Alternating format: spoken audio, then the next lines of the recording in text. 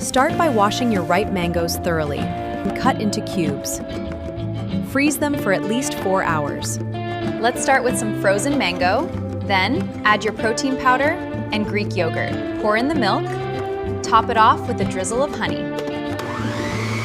Just blend it until it's super thick, smooth, and creamy. If it's a bit too thick, just add a little more milk. For soft serve, enjoy immediately. Or, for a firmer texture, transfer to a freezer-safe container. Freeze for 1 to 2 hours, scoop into bowls or cones, and garnish with fresh mango cubes, a mint leaf, or shredded coconut if desired.